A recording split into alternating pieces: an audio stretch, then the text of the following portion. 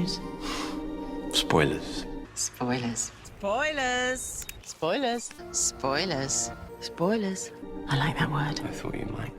Hello everyone, and welcome to another non-canon fan theories. Now, it's been a while since I've done one of these, so for those wondering what I mean by a non-canon fan theory, every now and again I do come up with a theory which I love as an idea, but doesn't fit into the narrative canon. Or it does, but it uses information and references which are generally considered non-canon themselves. However, today's video will be a little bit different because it harkens back to my very first non-canon fan theories, which was the comedic idea that Scream of the Shalka is a sequel to Curse of Fatal Death. But this theory is proposed a little more seriously, and whilst I'm labelling it non-canon to the TV narrative, it could still perfectly be canon to the Shalka Unbound narrative. An article in Doctor Who magazine did once half reveal the fate of the Shalka Master, which we'll come back to later, but I thought as an idea it would be interesting to expand upon this, not just the Master's fate, but also the Shalka narrative as a whole. In Scream of the Shalka, we see that the alternate Ninth Doctor, played by Richard E. Grant, is travelling with the Master. However, this Master is actually a robot confined to the TARDIS. The expanded novelisation of Scream of the Shalka suggests that during a previous encounter between the Doctor and the Master lost his physical form,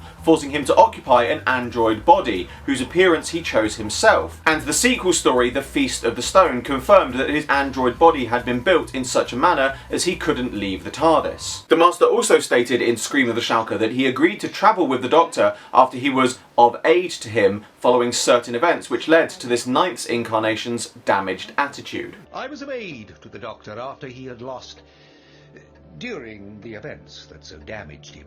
And therein lies the base of this theory. We know very little about the backstory of the Shalka universe, but we do know it was intended to follow on from the TV narrative. Doctor Who magazine 464 later revealed that the intended backstory was that the Doctor would have been in a relationship with his companion, the daughter of Lord President of Gallifrey, and would have returned to retire to his home planet. Not long after this, however, an unnamed race invaded Gallifrey, killed all the Time Lords with the exception of the Doctor, his companion, and the Master, presumably, who all fled into the Matrix. Together, the Doctor and the Master defeated the aliens, but not without cost, with the Master losing his body and the Doctor's companion presumably losing her life. And the Time Lords, now presumably all deceased and within the Matrix, would have used their combined powers to send the Doctor off on missions. So when you couple this with other narrative moments, such as this particular incarnation of the Doctor claiming to have exterminated thousands, I say I do not kill, but then I exterminate thousands.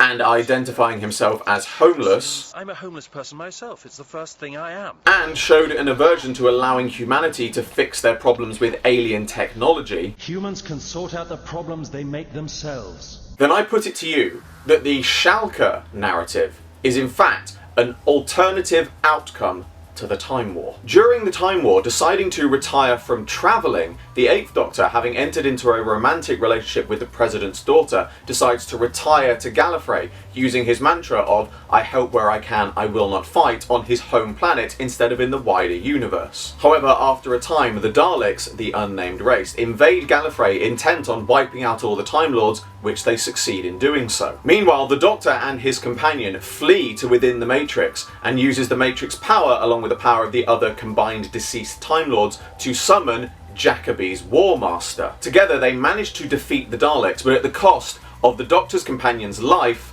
the Master's body, and the Doctor himself regenerating. With Gallifrey having now fallen, the Time Lords, using their combined powers within the Matrix, send the Doctor and what remains of the Master away from Gallifrey before sealing it in a pocket universe in order to protect the Matrix itself and the remains of Gallifrey. And from within this pocket universe they use their powers to send the Doctor off on missions in hopes of finding a way to regain their previous standing. But the new Ninth Doctor, as did his TV counterpart, now suffers from survivor's guilt, holding himself responsible for not only exterminating the thousands of Daleks, but possibly also holding himself responsible for the deaths of all the Time Lords and his companion. And with Gallifrey now sealed away in a pocket universe, he is effectively homeless. Doctor Who magazine 338 later revealed in an interview with writer Justin Richards that the disembodied voice of the Master that the Doctor speaks to in the novel Sometime Never was intended to be the already disembodied Shalka Master,